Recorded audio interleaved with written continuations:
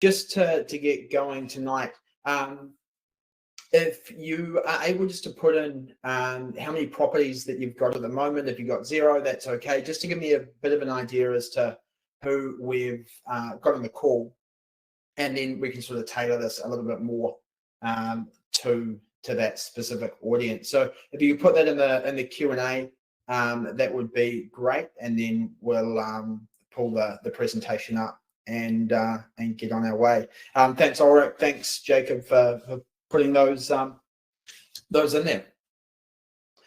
Cool. So the other thing that we'll do too is I'll just go ahead and share my screen. I should be able to see the Q&A at the same time. So as we're going through, if you've got any queries or questions, put them up, and I'll try and answer them as we go. If they're sort of short answers, and we can just get to that. If it's a longer form answer, what we'll do is we'll have a slot at the end there where we can tackle those questions. So I'll just share my screen and get into the presentation for tonight. So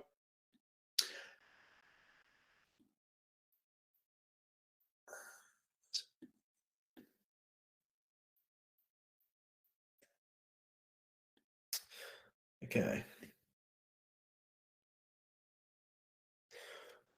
All right. Has that screen come up for everyone?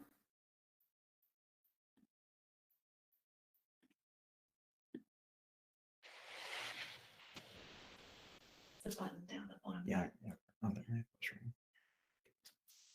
All right. Sorry about that, guys. The joys of technology sometimes. So yeah, the proven formula for getting ahead and investing in property. So what we're going to talk about tonight is, by the end of this, I'm going to give you an overview as to the process to help you find out your next property, and that's with us using the SAP method, or SAP for short. And we're also going to look into a few key aspects of what those particular properties look like, or what the aspects that we should be looking at. So to give you a quick background in terms of who I am, for the people that don't know me, I started my property investment journey back in 2006, 2007, at the age of 18, where I bought a piece of land with some family. We got some really, at the time, thought it was good advice. Turns out now, with hindsight being the great thing that it is, was probably some really terrible advice on what to buy, how to buy, and the types of property, or the type of land that we purchased. So I found out firsthand what it was like to overpay for something. I found out what it's like to have something that's hugely negatively geared. And I also found out the hard way what it's like to pay for something that's overvalued, and you've just got to stay in there, keep feeding the cash into the property to get yourself out the other end of it. So that was back in, like I say, 2006, 2007 when I started that.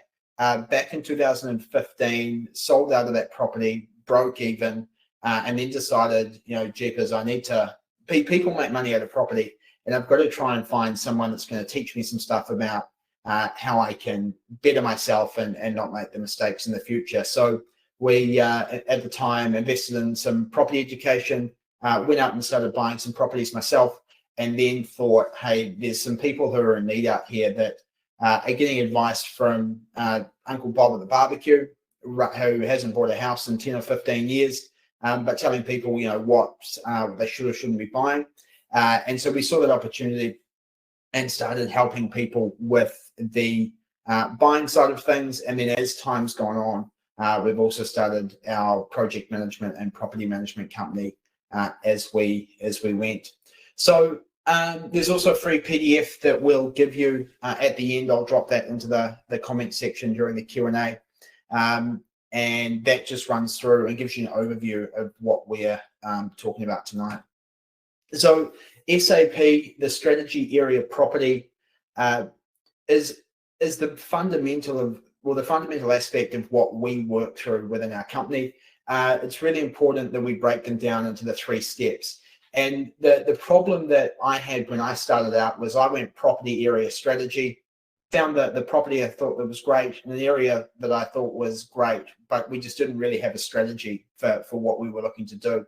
And it's something that I've learned through coaching and mentoring and experience, as the the key really needs to be SAP rather than PAS, as you'll probably find that a lot of people tend to do.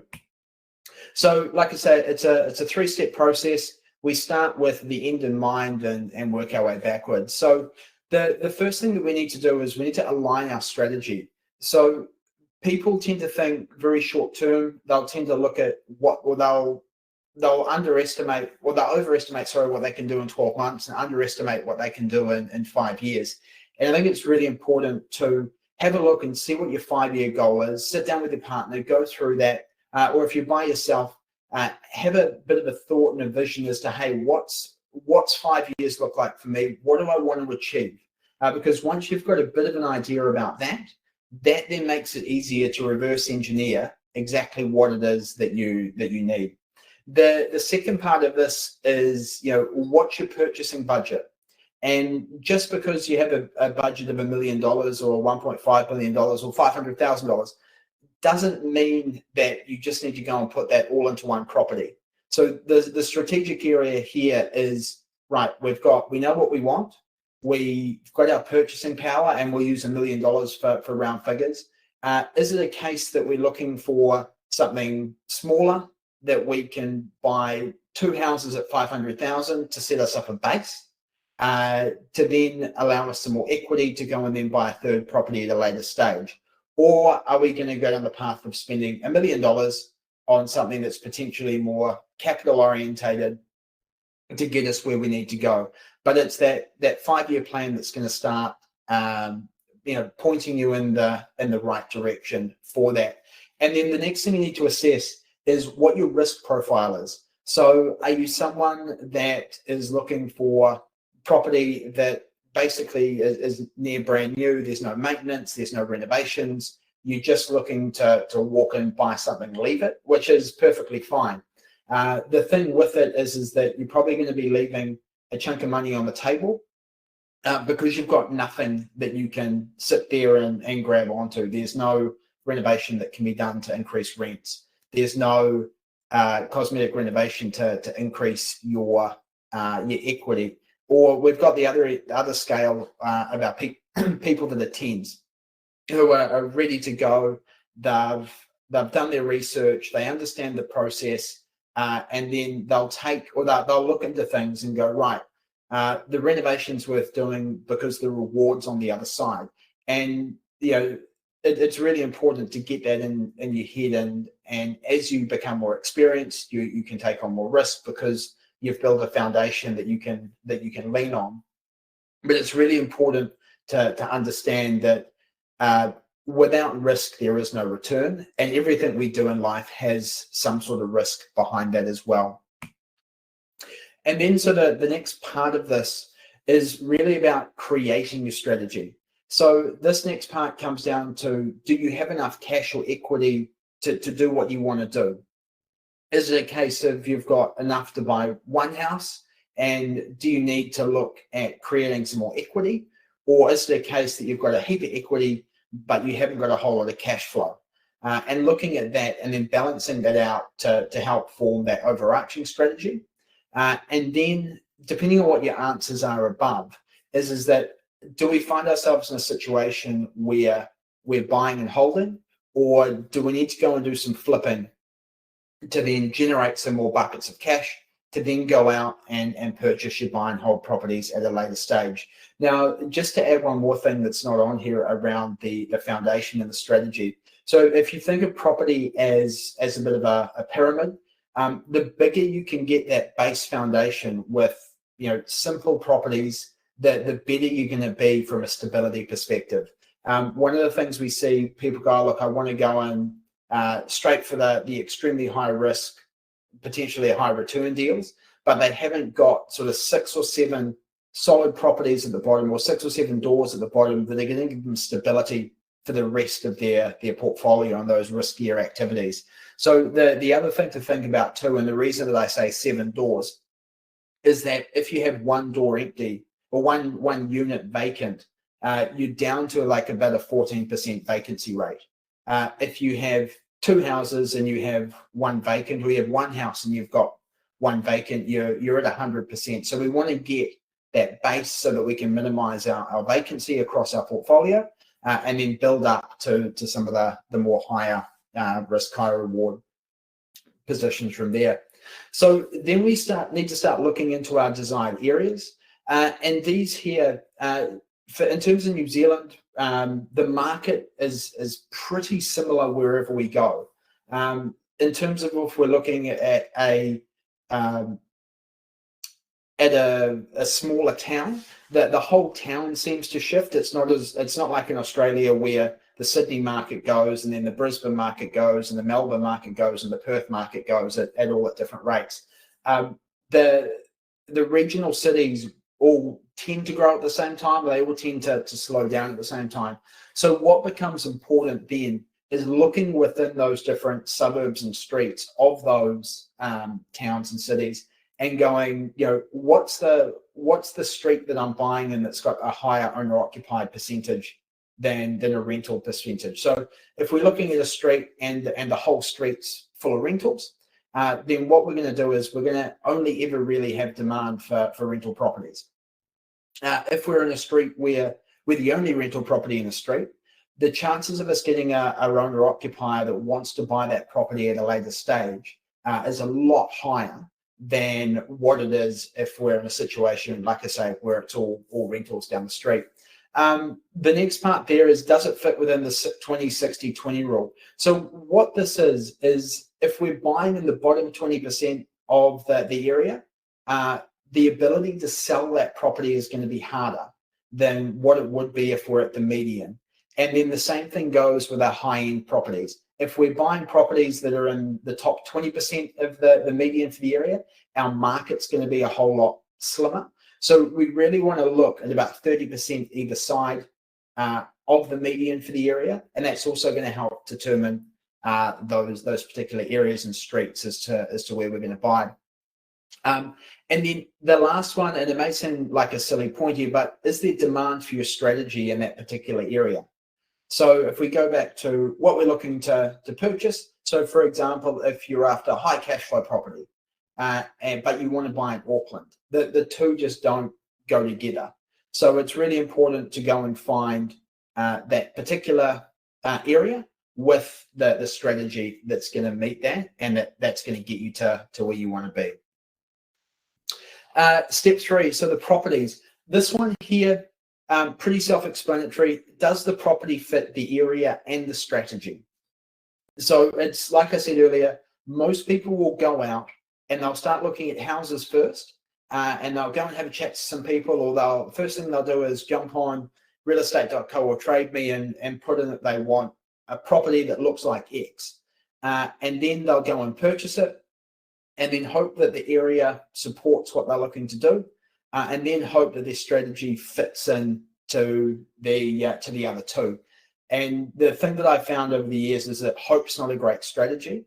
We want to be defined as to where we start and where we end, and the reason for buying the property needs to be because it fits the other two, not just because we like the look of the house and we think it might be a great option for us. And then the other thing too, when we're looking at properties, is what are the renovations required, and are we going to end up overcapitalizing by going down the route of the renovations? So things like re-roofs, re-piles, they don't actually make you any dollar for dollar money back.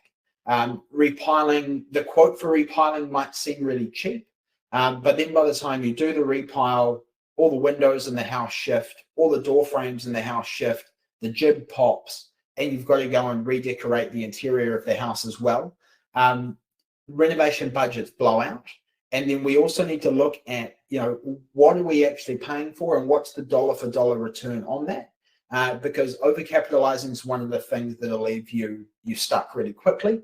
And we also need to remember, going back to what our strategy is with the renovations, is it something that we're going to rent, so get it up to a healthy homes warm rental standard, or are we flipping it to first home buyers or second home buyers, or whatever your market needs to be, and then what standard do we need to get the property up to match that particular market? So there's no point doing everything you possibly can having a high-end granite bench top, paying a lot of money, a $40,000 kitchen in a $200,000 house, when there's just no demand for that sort of thing. So we've really got to get our priorities sorted around what's the property, what's the area want, and does it fit our strategy, and get them all moving through and in together. So in terms of the other philosophy, the other aspect that we look into is the golden triangle. And I suppose with this, talking earlier about that bottom stability piece of the triangle is the same as our portfolio. We really want to be looking at what we can build in terms of, they're a little bit boring, but properties that have got some nuance, they've got some cash flow, they've got some stability at the bottom that we can then build on top of with some bigger projects as we move through things. So things like the diamond in the rough, worst house in the best street it's an old adage, but it's true. Owner-occupied streets, probably something that very few people ever look at, is what's the actual street made up of? Is it a case of, like we said before, the whole street's full of Housing New Zealand houses, or is the whole street full of renters, or is the whole street full of owner-occupied people, and that suburb attracts more of those? So just 1.2, sorry, from back before with the property side of things, just one thing to remember too, guys, is that bigger isn't always better. Some people look at house size and go, I need a bigger house because that's going to give me more income. 3-bedroom houses and 4-bedroom houses in the same area grow at the same rate. So the thing to remember with buying a 3-bedroom house over a 4 is that they're still both family houses, but you've got less square meterage, so your maintenance costs are less. They tend to have a smaller footprint on the property as well, so that you've also got additional area that you can put minor dwellings and other other things there as well. So just also thinking about that with your properties, and then also too, coming through back to the slide we're on now, sorry, is just those simple cosmetic renovations. So paint, carpet are still the 2 best things you can do. When you walk into a house and the paint looks good and the carpet looks good, everyone feels a whole lot better than walking into a house that's a bit smelly and you think, jeepers, it's still a 1960s original. A positive position. So what we're looking for here, and I think people get a bit carried away with, is we need to have a look at the yield. We also definitely need to look at the equity, but we also need to look at the combined position of what the property is going to give us. So one of the things that we do is we forecast out over 10 years in terms of what our returns are going to be. Most of the property today, you're going to be topping up for a small period of time, sort of 2, 3, 4 years. But you also need to look at the amount of equity that's in the property as well, and then trade that off. So if, for example, we've got to pay $5,000 for the first year, $3,500 for the second, $1,500 for the third, and then we break even from the 4th year onwards. But we've made $100,000 of equity in the first year. You've got to do a trade-off between the two and go, can I afford to pay up the $5,000 for the first year to make $100,000, rather than just going down your spreadsheet? And I see it happen a lot of times where people will make a spreadsheet, but it's only for year 1, and they'll go down the bottom and go, yeah, year 1, $5,000 loss, therefore it's a bad property, move on to the next. But they haven't considered the equity position and what that looks like from a longer term perspective, because we're here for the long-term gain, not just for a quick turnaround and flip from a buy and hold perspective. The Goldilocks streets, we touched on that a little bit before. So we don't want to be overvalued. At the same time, we don't want to be undervalued. So we want to be in that 60% range. It's the old saying that good isn't always cheap and cheap isn't always good. And so we also want to live or find those desired streets that we can have our property surrounded by the owner occupied, give us something that we can potentially add a dwelling on, or always buying in that stage 2 phase. So not just in a position of, right, we're buying the property, it's a small house on a 350 square meter block, and there's no stage 2 for anything that we're or there's no future development for anything that we can do, obviously, unless you can go and buy the house next door and then turn it into something bigger. So what I thought I'd do, now that we've briefly touched on that, and I apologize if you're asking questions, I'm just down to one screen, so I can only see the full case studies screen here, and then we'll jump to the questions afterwards. So I thought I'd bring up just sort of half a dozen case studies that we can quickly run through, and I can give you some insight into them. So this property here is based in Gisborne. You can see the price there is $275,000, and then we're getting $750 a week for this. So this is the median rent in Gisborne. But like I say, there's a strategy particularly that our client picks for this. Hence the reason why we're going for a lower purchase price, higher yield, but we're gonna compensate on some growth. So although the rent looks really great and the purchase price was really great, the level of socioeconomic, or the socioeconomic area that the particular house is bought in isn't as fantastic as somewhere that's going to be more capital orientated. So I think that's important to remember, rather than just sort of looking and going, wow, that's amazing, which it is. But just going, that's the fit for the strategy. And then when we look across to the other side, where we've got the next house here at $430,000 and $550 a week rent. But the thing you'll notice with this is that, yes, we've got some lower rent. We've got quite a big land size in this particular property. And the reason for that is that we're putting a secondary dwelling on. So although stage one of the property, the returns don't look as good as what the one on the left-hand side shows, there's that future potential growth, or those future potential things that we can do to this property, A, to add the equity to it, B, so that we can increase our cash flow, and then we've got that coverage there so we can move ourselves on to the next. If this was just a stage one buy and we had 300 square meters of land with a 90 square meter house on it, we'd be pretty hamstrung as to moving to the next step. But when there's a bigger picture in mind and we've got that base that in that strategy, then we can sort of move forward as we go. Property on the left here is in Taranaki, was 3 units, $775. So the rent for this one it's actually higher than that. It's over $1,000 a week for this particular set of units. Once again, big land size, and each unit's about 70 square meters each. So at the back, there's some more room for future development. More so a cash flow play on this one. There's also the option to cut it into an additional 3 titles with the cross lease, and then that's also going to increase our equity position over time. Property on the right, $782,000, $1,400 a week rent. This one here is close to Wellington. Like you can see, it's an ex-state house. So it's a bit of a lower socioeconomic area where we bought this one.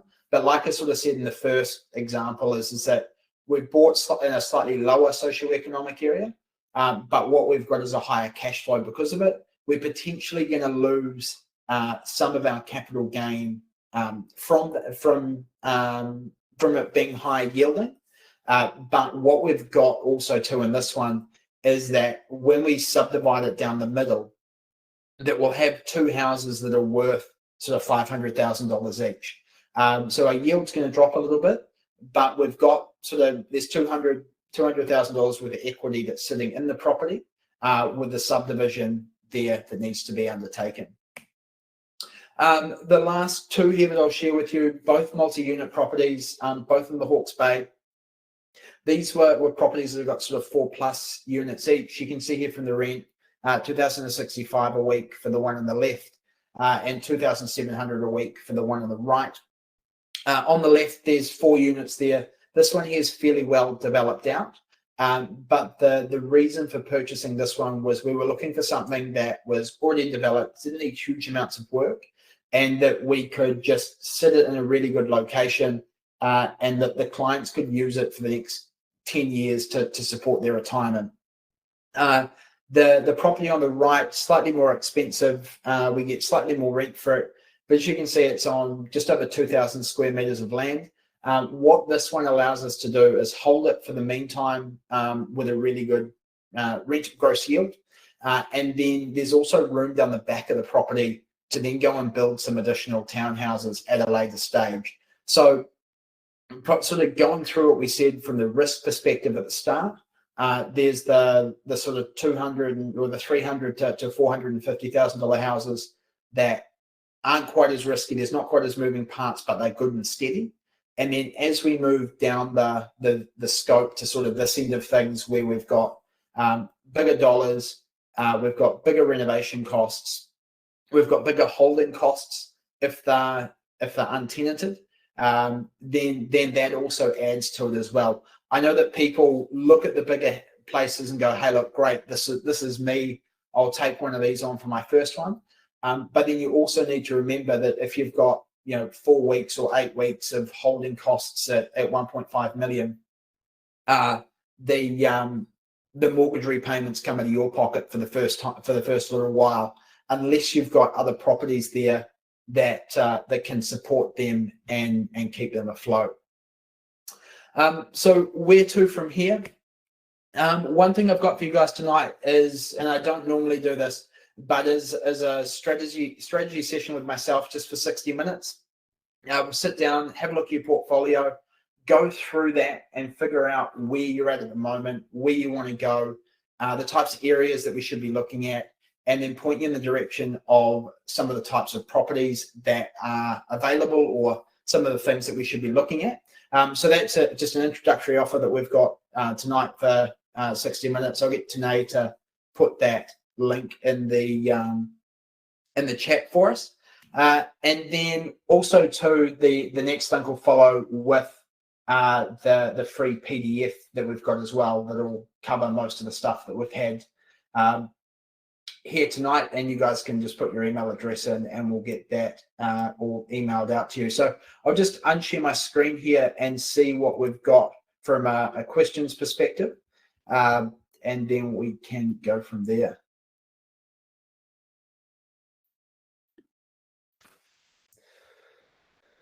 Cool. So has anyone got any queries or questions that they want to ask, and we can get stuck into those?